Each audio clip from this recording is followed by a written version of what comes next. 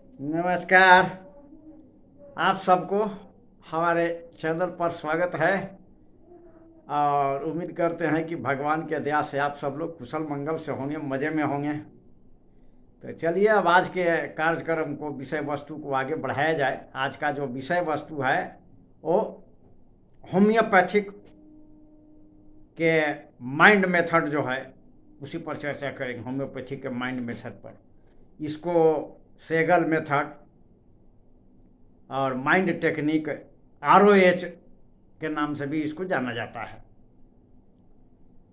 तो mind method का जो है रेपर्टरी का एक रूब्रिक है, उसी को एक्सप्लेनेशन करने की कोशिश करेंगे यथाशक्ति। तो रूब्रिक क्या है, अब इस पर आते हैं। रूब्रिक है fear extravagance of, fear extravagance of.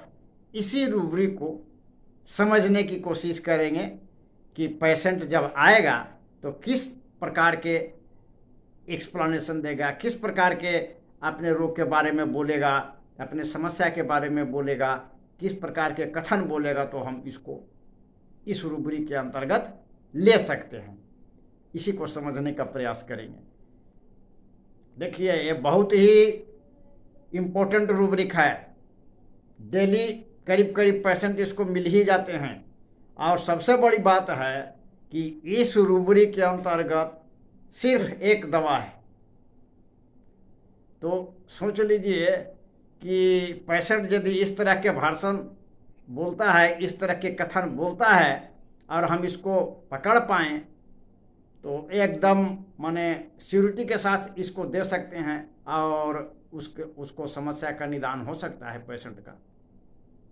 इसमें एक ही रूब्रिक है, एक ही मेडिसिन है। इस रूब्रिक के अंतर्गत एक मेडिसिन है। तो समझ लीजिए कि ये बहुत इम्पोर्टेंट है और डेली इसका पेशेंट मिलता है।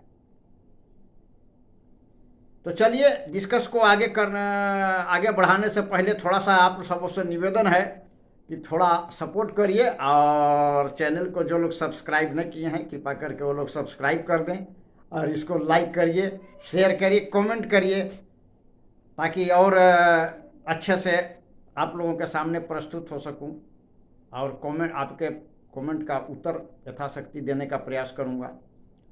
तो चलिए अब आगे बात करते हैं।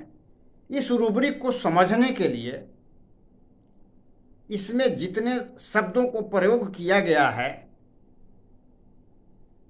उसको समझना होगा।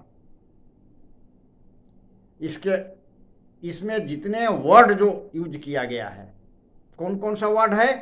एक वर्ड है फियर, एक्स्ट्रा वैगेंस, और एगो ऑफ है, ऑफ प्रीपोजिशन है। तो प्रधानतः दो शब्द है, इनको दो को अच्छे से समझ लेना होगा। देखिए, डिक्शनरी मीनिंग तो सबको ही जानते हैं। डिक्शनरी मीनिंग फियर के माने भी जान रहे हैं, एक्स्ट्रा वैगेंस के माने भी जान रहे हैं। फियर डिक्शनरी मीनिंग सब कोई जान रहा है, लेकिन पेशेंट किस तरह के वाक्य में इसको बोलेगा, किस तरह के शब्दों में इसको बताएगा, तो अब हम इसको लेंगे, इसको समझना होगा। कहने का मतलब है कि अप्लाइड, व्यवहारिक माने समझना होगा इसका, तब है ना इसका उपयोग कर पाएंगे। डिक्शनरी मीनिंग से काम चलने वाला नहीं है। तो चलिए अब इसको समझने का प्रयास करते हैं। सबसे पहले तो इसको हमको फियर को समझना होगा। तो फियर क्या है? फियर मतलब तो डर, तो जानिए रहे हैं। डर क्या है? एक प्रकार के असहजता है, असुविधा का बोध होता है अपने को अंदर से। जिसको डर लगता है उसको अशांति का बोध होता है। इमोशन है एक तरह से, किसी खास चीज के लिए, वस्तु के लिए। जैसे किसी को दर्द का डर है, किसी को सांप का डर है, किसी को भूत का डर है। तो तरह तरह के डर होता है किसी खास वस्तु के लिए। माने किसी व्यक्ति को किसी खास वस्तु के लिए डर होता है। भविष्य के लिए होता है कि भविष्य में जने कि हमको दर्द हो जाए, जने कि हमको ये हो जाए, कि जने कि हम धोखा खा जाएं, जो न कि हमको कोई धोखा दे दे। ये क्या है? भविष्य में अभी हुआ नहीं है, लेकिन इसको भविष्य के लिए डर होता है। इम्पेंडिंग इसको कहते हैं, आसन होने वाला, उस तरह के असहजता, उसको लेकर के व्यक्ति असहज होता है, बेचैनी अनुभव हो सकता है, अशांत अनुभव करता है। ये हो गया डर। एक्स्ट्रावेगेंस, एक्स्ट्रावेगेंस से मतलब है एक्सेस इन एनी मैटर, किसी भी चीज में अधिकता। तो किसी भी चीज की अधिकता, एक्स्ट्रा के मतलब क्या है? कुछ चीज जो है उसमें और जुट जाना, एक्स्ट्रावेगेंस खर्चा कर देना। बाजार में गया, हमको खर्चा करने की क्षमता है 5 रुपया, खर्चा कर दिए 10 रुपया, ये हो गया एक्स्ट्रा, फिजूल खर्च कर दिए। तो फिजूल खर्च कुछ भी एरिया में हो सकता है, पैसा हो गया, समय हो गया, कोई भी एरिया में फिजूल खर्ची, उसको जैसे कि हम लोग कहेंगे एक्स्ट्रावेगेंस हो गया, अतिरिक्त। माने जितना होना चाहिए उससे ज़्यादा। अब हर किसी के जो है कि क्षमता अलग अलग है ना। किसी को 1 रुपया 5 रुपया है, कोई सब्जी वाला बोला कि इसका 6 रुपया दाम है, तो उसको लग रहा है कि ना ये 1 रुपया तो बेसी बोल रहा है। किसी को 6 रुपया सही जच रहा है, अब उसको 10 रुपये से बेसी खर्चा करना है तो लगेगा कि बेसी हो गया खर्च। 10 रुपया उसका लिमिट है। कहने का मतलब है कि लिमिट से बेसी। प्रत्येक व्यक्ति का लिमिट तो अलग अलग हो सकता है ना। किसी के लिए 15 रुपया कुछ भी नहीं है, किसी के लिए 15 रुपया बहुत ज़्यादा हो जाता है। तो इसी अब हम देखेंगे कि पेशेंट, ये तो हो गया शाब्दिक अर्थ, तो जान गए कि व्यक्ति, पूरे रूबरी का क्या मतलब हुआ कि व्यक्ति को, रोगी को डर है कि बढ़ न जाए, कोई चीज एक्स्ट्रा ना हो जाए, इसी का डर है। बढ़ने, कोई चीज के ज्यादा हो जाने का डर है। तो क्या चीज के ज्यादा होने का? तो अब इस पर देखते हैं।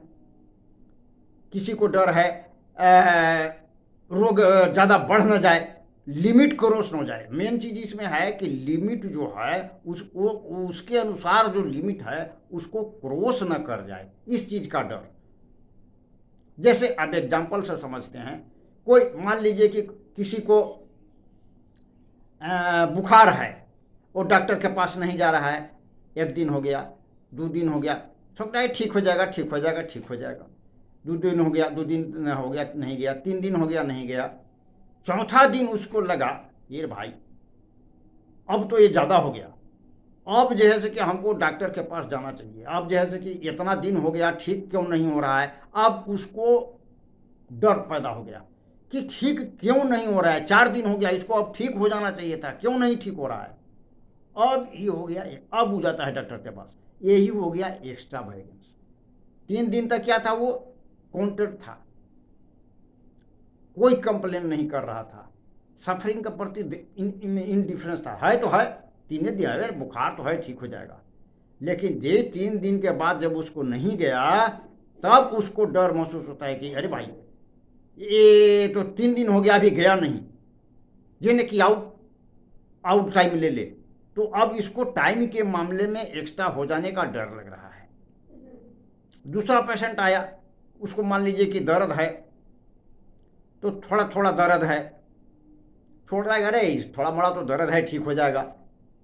अब 1 दिन उसको है, 10 दिन 15 दिन से है, छोड़ा आज हो जाएगा ठीक, कल हो जाएगा, कोई बात नहीं। अब 1 दिन उसको दर्द थोड़ा और बढ़ गया, तो अब उसको महसूस हुआ कि ना, ये तो दर्द तो ठीक नहीं हो रहा है, ये तो और बढ़ गया। अब उसको डर पैदा हो गया। यही हो गया एक्स्ट्रावेगेंस। एक्स्ट्रा माने उसका जो लिमिट था, लिमिट से यही बढ़ा तो उसको डर पैदा हो गया, तब वो डॉक्टर के पास जाता है। तो ऐसे ही बोलेगा पेशेंट आया, पूछेंगे हाँ भाई कई दिन से आपको है, ये जो दर्द था से कई दिन से है? तो ये 1 हफ्ता से है। तो 1 हफ्ता से क्यों नहीं आए? तो सोच रहे थे कि ठीक हो जाएगा, ठीक हो जाएगा, ठीक हो जाएगा। लेकिन देखिए ना, कल शाम से ना ये दर्द जैसे कि बहुत बढ़ गया और बढ़ गया। तब सोचे कि ना अब हमको दिखाना चाहिए, तो और बढ़ जा सकता है। तो यही हो गया फियर एक्स्ट्रावेगेंस ऑफ। इस तरह के भाषण यदि देगा, इस तरह के उसको हमको माने समझेंगे उसके कथन से कि ये 2 दिन 4 दिन से था, कुछ नहीं कर रहा था, अब इसको लग रहा है कि जैसे कि बढ़ जाए, उसी बढ़ गया तबे आया, वर्तमान में थोड़ा बढ़ गया तब, या उसको और बढ़ जाने का डर लग रहा है तो वो आ गया, अब लगा क्यों नहीं, अब दवाई खाने पड़ेगा, अब ऐसे नहीं जाएगी। तो यही हो गया फियर एक्स्ट्रावेगेंस ऑफ। फिर से संक्षेप में बता देते हैं, इसमें देखिए लिमिट क्रॉस होने का डर है, जे न कि और हो जाए, जे न कि और हो जाए, इस ढंग के और करके माने और बढ़ गया तो इस ढंग के डर होता है। लिमिट क्रॉस करने का डर, एक ही चीज ध्यान रखना है, लिमिट जो है क्रॉस न कर जाए इस चीज का। प्रत्येक आदमी का लिमिट अलग अलग हो सकता है, किसी को 4 दिन से रोग भोग रहा है, कुछ दिक्कत नहीं है, 4 दिन पार करता है तब उसका लगता है कि अब हमको इलाज कराना जाए, किसी को 10 दिन हो सकता है, किसी को 5 रुपया ज़्यादा महसूस होता है, किसी को 100 रुपया भी ज़्यादा महसूस नहीं हो सकता है। डॉक्टर के पास आया, डॉक्टर साहब आपका कितना फीस है, तो मान लिया कि बोला कि 200 रुपया, डॉक्टर साहब आपका फीस बहुत ज़्यादा है। यहाँ भी देखिए एक्स्ट्रावेगेंस हो गया, तो ये चीज़ हो गया एक्स्ट्रावेगेंस, फियर ऑफ एक्स्ट्रावेगेंस। तो आज के लिए बस इतना ही। मेरा और दूसरा वीडियो है, देखने का प्रयास करेंगे, ओसीडी पर है, इरेक्टाइल डिस्फंक्शन पर है, बच्चों को पढ़ाई में मन नहीं लगना इस पर है, और कई तरह का वीडियो है, वो भी देखने का प्रयास करेंगे, लिंक डिस्क्रिप्शन में दे दिया जाएगा। और नेक्स्ट जो वीडियो आएगा तो उस पर हम बताने का कोशिश करेंगे कि होम्योपैथिक दवा खाने के बाद माइंड टेक्निक के अनुसार जब होम्योपैथिक दवा हम लेते हैं तो क्या क्या हो सकता है, कैसे हम जानेंगे कि हम में प्रोग्रेस हो रहा है, ये चीज़ को कैसे समझें। तो आगे आने वाला वीडियो देखना ना भूलें। तब तक के लिए विदा लेते हैं। नमस्कार, जय हिंद।